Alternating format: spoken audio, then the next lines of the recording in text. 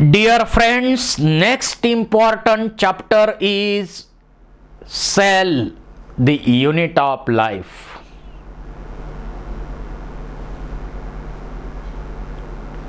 You know, all living organisms are basically made up of cells because cell is structural and functional unit of life. कोणताही सजीव असो तो सेलनीच basically बनलेला आहे because cell is basic structural and functional unit of life. So all living organisms are basically made up of cells because cell is basic, fundamental, structural and functional unit of life in all living organisms. कोणताही living organism या अर्थ वरती असेल तर तो basically सेलनी बनलेला आहे.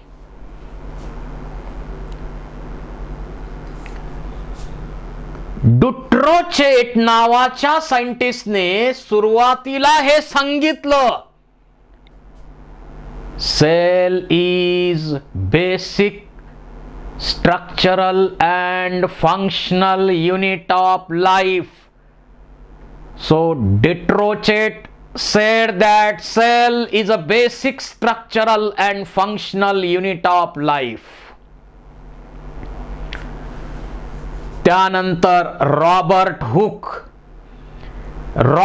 Hook नावाच्या सायंटिस्टने एक कॉर्कचा पीस घेतला आणि तो कॉर्कचा पीस मायक्रोस्कोप खाली ऑब्झर्व केला. He observed cork piece under microscope and he found that there are many compartments present in that cork.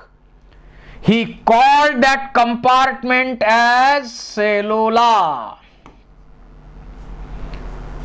त्या कंपार्टमेंट्स नाच सेलुला हे नाव दिलं आणि याचा रेफरन्स जो आहे त्यांनी जे बुक लिहिलं मायक्रोग्राफिया या बुक मध्ये त्यांनी हा रेफरन्स दिला.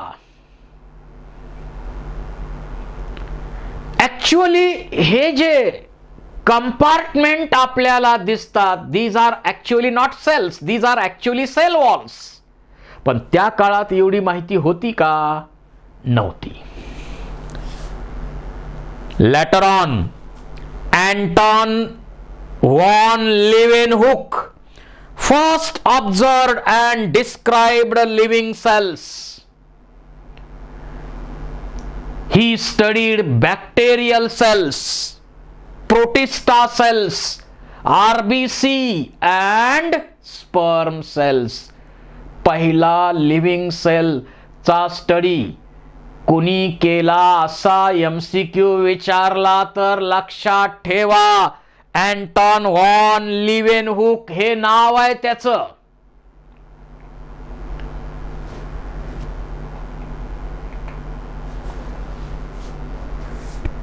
लिव्हेनहुकनं केला. देन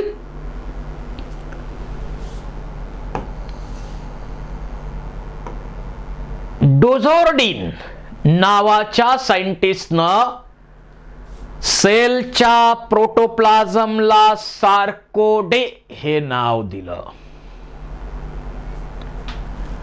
पुरकेंजे अतिशय महत्वाचा सायंटिस्ट आहे. He studied the protoplasm in animal cells while Mohl studied the protoplasm in plant cells. पुरकेंजेने एनिमल सेलचा प्रोटोप्लाझम स्टडी केला आणि मोहलने प्लांट सेलचा प्रोटोप्लाझम स्टडी केला आणि हक्सले नावाच्या सायंटिस्टनं सांगितलं it is a physical basis of life. It is a physical basis of life. सुरुवातीला simple microscope वापरले जात होते, आजही आपण वापरतोय, परंतु नंतर इलेक्ट्रॉन मायक्रोस्कोप डिस्कवर केला गेला. इलेक्ट्रॉन मायक्रोस्कोप ची निर्मिती झाल्यानंतर आपण अल्ट्रा मायक्रोस्कोपिक जे स्ट्रक्चर्स असतील त्यांचा स्टडी इझिली करू शकतो. यामध्ये Matthias Schleiden observed that plants are composed of cells. Schleiden नावाचा सायंटिस्ट म्हणतो plants are made up of cells. त्यानंतर थिओडोरे श्वान नावाचा सायंटिस्ट म्हणतो cells are bounded by thin membrane. All cells are bounded by thin membrane called as cell membrane or plasma membrane. He also found that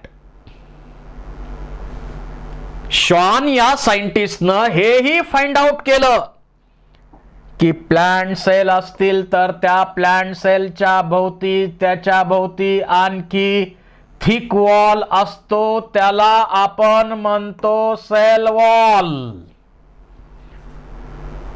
त्याला आपण म्हणतो sale wall. ही proposed hypothesis, त्यांनी एक hypothesis मांडली. काय? Animals and plants are composed of cell and their products of cells. Animals and plants are composed of cells and their product of cells. Plants आणि animals basically सेलनीच बनलेले आहेत, हेच या थेरीचं म्हणणं आहे. हेच या थेरीचं म्हणणं आहे. आणि ही थेरी शिल्डन आणि श्वान यांनी सेल थेरी फॉर्म्युलेट केलेली आहे. यांनी सेल थेरी फॉर्म्युलेट केलेली आहे. All organisms are basically composed or made up of cells. All cells are bounded by cell membrane or plasma membrane. All cells have cytoplasm and their contents. Cell product जे आहेत ते आहेत प्रत्येकामध्ये, असं या थेरीचं म्हणणं आहे.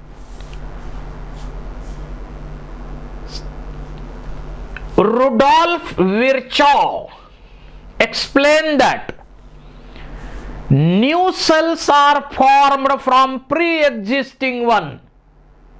विर्चाव नावाच्या सायंटिस्टनं हे एक्सप्लेन केलं की नवीन सेल्स ज्या बनतात त्या पूर्वीच्या सेल्स पासून बनतात. New cells are formed from pre-existing one.